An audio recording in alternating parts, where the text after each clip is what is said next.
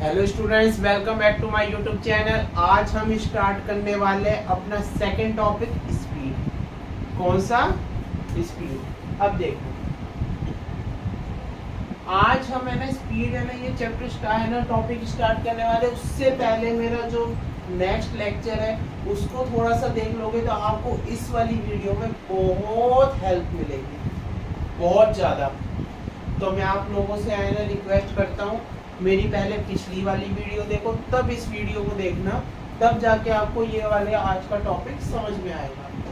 ठीक है।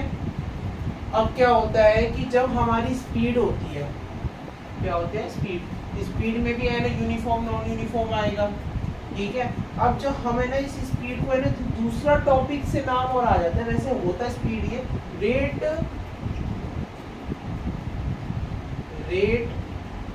Of motion. कौन सा? Rate of motion. अब क्या होता है, जो हमारा रेट ऑफ मोशन होता है वो क्या करता है, स्पीड को कंडक्ट करता है। ठीक है। देखो, जो हमारा जो मोशन होता है उसका रेट क्या है, यानी कि उसको पूरा मेजर करना। जब हम किसी भी चीज को मेजर करते हैं तो उसको एक रेट का नाम दे देते हैं। अब हम क्या करेंगे, इसमें है ना क्या करेंगे, मोशन को मेजर करेंगे। आ रही है बात समझ में? ठीक है।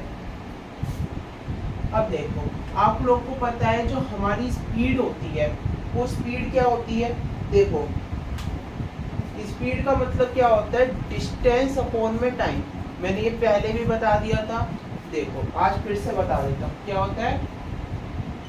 डिस्टेंस अपॉन में टाइम।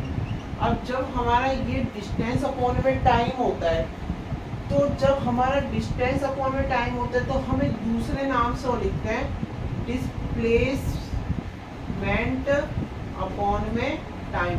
ये भी मैंने पहले बता दिया था और इन दोनों का मतलब भी बता दिया था कि डिस्टेंस अपॉन में टाइम और डिस्प्लेसमेंट अपॉन में टाइम में दोनों में क्या डिफरेंट है।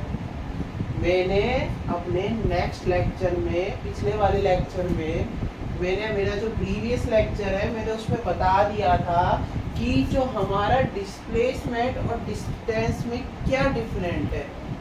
तो उस वाली वीडियो को जरूर देखिए। अब देखो क्या होता है, जब हमारी स्पीड है ना डिस्टेंस अपॉन में टाइम होती है तो अपन है ना इसको d से डिनोट कर लेते हैं और t को अपन t से डिनोट कर लेते हैं। आ रही है बात समझ में? अब फिर उसके बाद हमारा क्या होता है, ये जो स्पीड है वो कौन सी क्वांटिटी होती है। क्वांटिटी का मतलब देखो क्या होता है, जैसे कि मेरा है ना कह रहा हूँ जो हमारी स्पीड है वो स्केलर क्वांटिटी होती है। कौन सी क्वांटिटी होती है? स्केलर क्वांटिटी होती है। देखो स्केलर क्वांटिटी, क्वांटिटी का मतलब क्या हो रहा है, देखो जब हम है ना इधर, जैसे कि अपन अभी है ना राइट चल रहे हैं, फिर अपन लेफ्ट जा रहे हैं, अभी हम राइट जा रहे हैं, फिर लेफ्ट जा रहे हैं, फिर लेफ्ट मुड़ रहे हैं, फिर राइट जा रहे हैं, फिर सीधा जा रहे हैं। तो ये हमारे ना डिस्टेंस, जो मतलब कि जो हमारी जो डायरेक्शन है वो क्या हो रही है, चेंज हो रही है। क्या हो रही है? चेंज हो रही है। जब हमारी है ना डायरेक्शन है ना चेंज होती रहती है बार बार, तो उसको हम कहते हैं वेक्टर।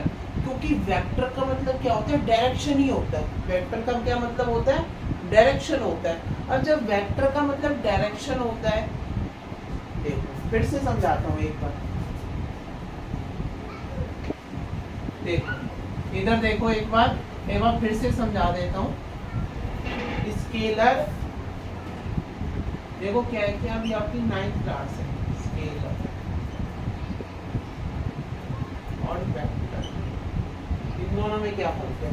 देखो जो हमारा स्केलर होता है वो हमारा सीधा सीधा चल रहा है, यानी कि हम ए पॉइंट में तो बी पॉइंट में जा रहे हैं तो हम सीधा सीधा जा रहे हैं।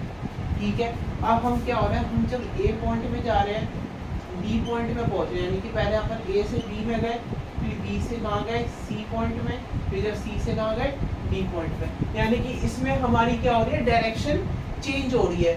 जब हमारी इसमें है ना डायरेक्शन चेंज हो रही है तो उसको बोलते हैं वेक्टर क्वांटिटी। और जिसमें हमारी सीधी सीधी जाती है उसको अपन क्या बोलते हैं, स्केलर क्वांटिटी। आ रही है बात समझ में? ठीक है। तो हमारा जो स्पीड है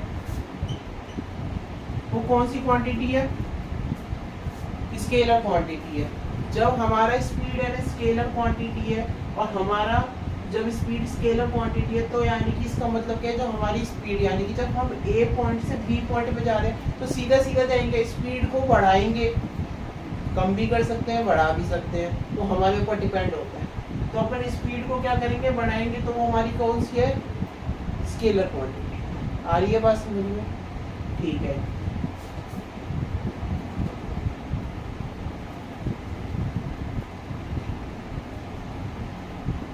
अब देखो क्या होता है, अब हमारे क्या होता है, स्केलर क्वांटिटी यानी कि स्पीड में हमारे टाइप्स होते हैं।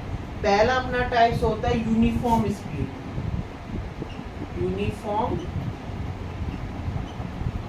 स्पीड, ठीक है। अब देखो सबसे पहले यूनिफॉर्म स्पीड का मतलब क्या हो रहा है, यूनिफॉर्म स्पीड का मतलब क्या है कि जब हम ए पॉइंट से बी पॉइंट में जा रहे हैं, तो हम ए पॉइंट से बी पॉइंट में जा रहे हैं, जब ए से अपन बी में जा रहे हैं तो अपन क्या कर रहे हैं, हमने जैसे यहाँ से लेकर यहाँ तक हमारी स्पीड रही 10, फिर यहाँ से यहाँ पे हमारी स्पीड रही 10, और फिर यहाँ से लेकर यहाँ तक भी 10, यहाँ से लेकर यहाँ तक भी 10। यानी कि जब हमारी इक्वल स्पीड रहती है हर डिस्टेंस के अंदर, छोटे छोटे इंस्टेंट पॉइंट पर, तो उसको अपन क्या बोलते हैं, यूनिफॉर्म स्पीड। अब उसके बाद अपना सेकंड पॉइंट क्या आता है, नॉन यूनिफॉर्म